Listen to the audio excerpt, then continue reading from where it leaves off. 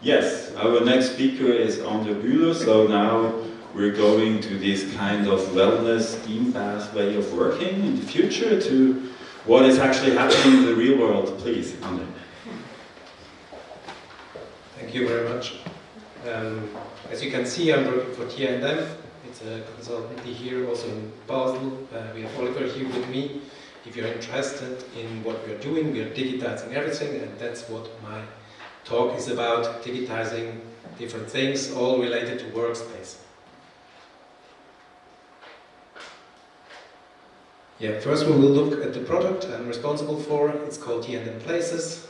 Then we will look how virtual workplaces can be digitalized using Teams apps. And then maybe in the end, if we still have a little bit of time, we'll talk about another product idea we are having at TI&M. This should be nothing new for you. Yeah, because the pandemic has gone. A lot of people have worked for a long time at home. Then they came back to the office, but not to sit in the cubicles and get bored by their colleagues. No, they come back to collaborate and they want to meet colleagues. And that's, to me, it's a fact. If you don't believe me, there is two sources. One is by Microsoft CEO saying that majority of employees want to collaborate more. And the other one is a survey done by Owl Labs. That has been done just some weeks ago, and they found out what brings people back to the office. Of course, it's if companies pay them, they will come, but they come for free if you offer them colleagues. But how can you do that? How do people know that their colleagues will be in the office? I mean, yeah, certainly they can ask. They can ask the team, will you be there? Yeah, I'm thinking of it. Maybe I will. Maybe on Thursday. And if you have to ask 20 colleagues, that takes a lot of time. That's where our product, TI&M Places, helps, because you can see it at a glance. It's a desk booking software, but it's more than just a desk booking software, because it makes the office visible to you, to your employees at home. You can see who will be sitting where. You can avoid the talkers, sit next to the silent persons if you're looking for concentrated work.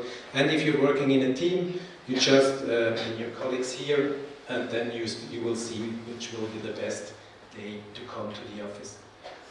This is from the employee side. It also has some advantages from the company side. If you're interested in optimizing office space, you gather a lot of data from your employee checking in on their workplaces. You see which workplaces will be used, and which teams need more space, which teams have too much. So I'll skip that.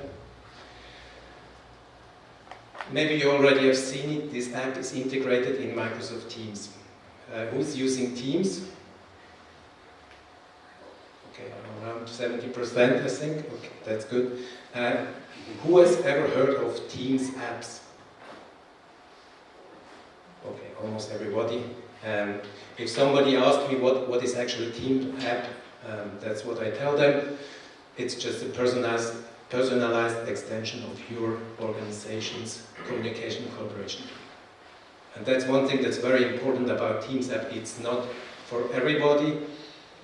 Everyone can choose on his own whether he wants to use an app, which app he wants to use.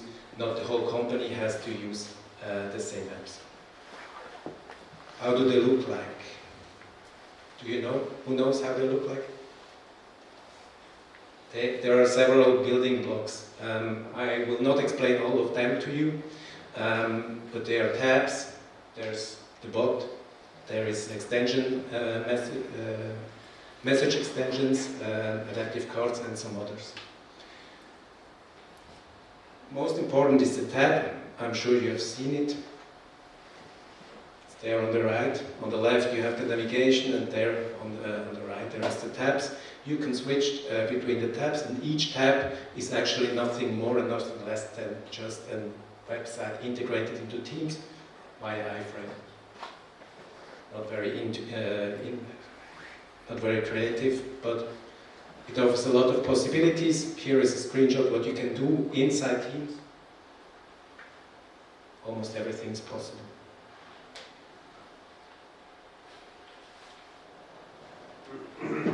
Second one is the adaptive cards. Who's using, people using Teams, you have seen them everywhere. Maybe you never thought about how they are called, but they appear all the time. It's just a card with some text, has some buttons, can push on the buttons, then you can interact either with Teams, either with your colleagues, you can interact with an external system.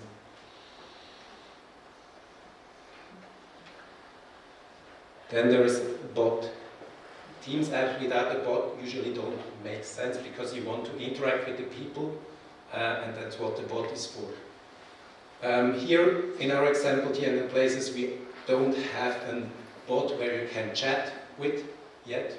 Hopefully we'll have next year. But at the moment it sends you a lot of sensible information. Maybe my colleague booked a workplace for me, he wants to work with me in the office, booked a place, work next to him just for me, and I automatically get an explanation that that happened. I can click on the button, then the map opens and I see exactly which workplace has been booked for me. And then a little bit later he decides otherwise and it's cancelled again. And that's maybe the hardest part. If you want to realize a Teams app, you have to use the Microsoft Bot framework. You can use JavaScript or C# for it. I don't think that there are other possibilities. And you, as always, if you are using a framework, it takes a little time to get used to it. You have to understand how the framework is built. Another nice opportunity to interact with other people are message extensions. I'm sure you have seen them as well. It's just those little buttons here. You see them with every message.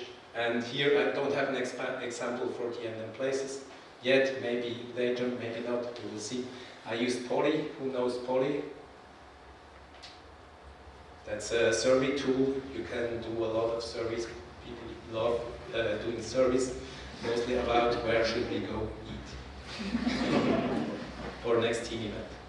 But basically you can push on the button, then the screen opens and you can create your survey. Once it's done, it will be sent to the team of your choice and they will get the adaptive cards. Another great thing is you can have access to the Microsoft Graph. Who knows what the Microsoft Graph is about? Okay, only 3. It's an interface to the whole Microsoft 365 universe. There are a lot of endpoints. Endpoints you can use for chats, tasks, teams, calendars. You can access all those information. And with Teams app, it's even more easier. You just can you can access this information. And the good thing is, if you have like a third party developing a Teams app for you, the privileges are very fine-grained. So if you install the app, then the app doesn't have access to the whole Microsoft 365 universe. During the installation process, your administrators will say which endpoints they can use and the rest cannot be used. Okay. Are there questions? Good. Then I have a little bit more of my time. There's another great idea we had. It's called the TI&M Concierge. We thought about all the pure people working at the receptions because they have still to come to the office. They cannot work from home. With a customer, we thought about would there be an opportunity to also automate that, because this customer had around 20 locations, and he said, hey, I don't want to have a reception with every location. That's just too many people sitting around for maybe never somebody showing up. That's why we have these solutions. Now they have this at the entrance. It's just an A3 paper with a QR code. If a visitor appears, he scans the QR code and then he can choose why he's here, either leaving a parcel or maybe as an appointment. If there is an appointment, they just identify themselves giving their email address, and from that our application just checks all the appointment for that day, and then finds who is the organizer for the appointment, and the person gets notified. Now you know it, it's called adaptive card. Hey, your visitor has arrived. They can send an answer, I will be there, do you want coffee? They can chat a little bit, and yeah, that's it. Thank you very much.